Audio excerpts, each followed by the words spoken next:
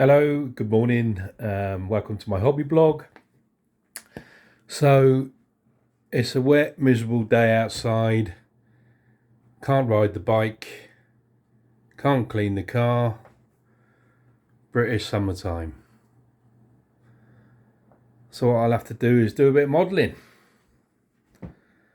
So I don't know if some people are aware I've built this Watermill. So this is from Sarissa Precisions.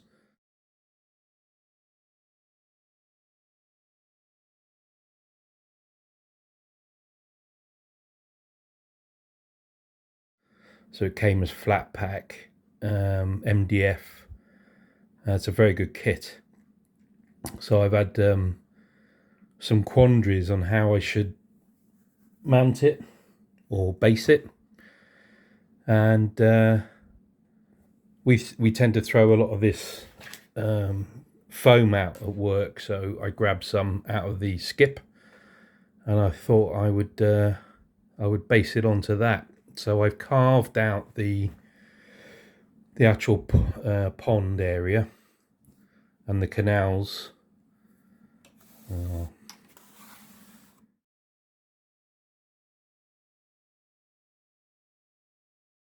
Here, and then what will happen is I'll make the layout in a modular system, so the river or the stream will feed into this these canals that would power the wheel. So that is the plan. So I've done some extensive weathering on this, so you can see from the tiles and these doors. I've put some vegetation, creeping vegetation onto the walls. I'll zoom in a little bit. You can see the cracks in the plaster, which I kind of like. I've kind of put streaks down here. I've painted each one of these tiles individually, and I've just kind of put some moss type look in between the mortar. I've made a wood effect on the painting on these channels as of the shiplap, and then I think the water wheel looks pretty good.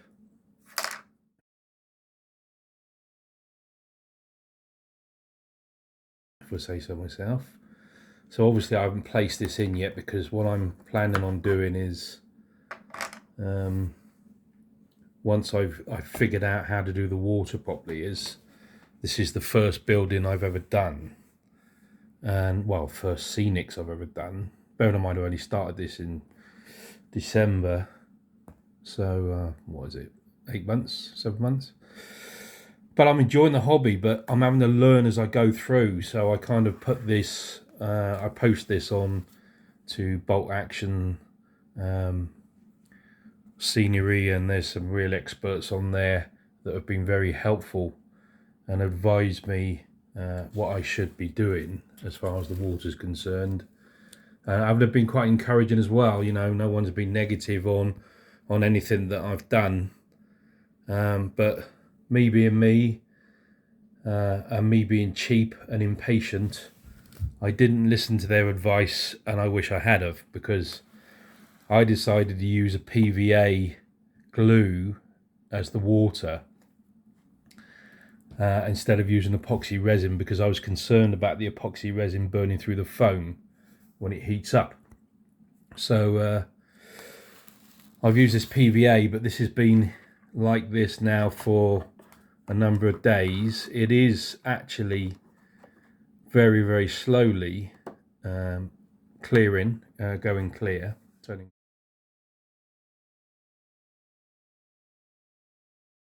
clear, but it's stopping me from progressing any further forward with what I want to accomplish. So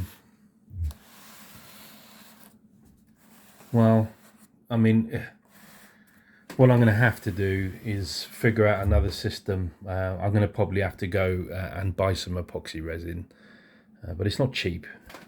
And the wife complains about how much I spend on this hobby, so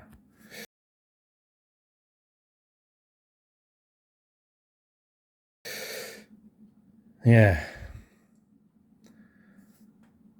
But just a quick shout out to my grandsons Jack and Bradley. Jack loves these videos of his granddad making a fool of himself, so love you, Jack, and Bradley. Love you, Bradley. He likes to watch these videos while he's having his breakfast, so there we go.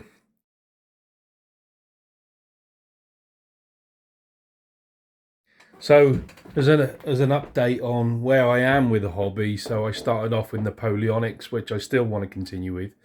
So I've got the 23rd Royal Fusiliers here, the 58th Hanoverians, the 36th Herefordshire Regiment, the 92nd Gordon Highlanders.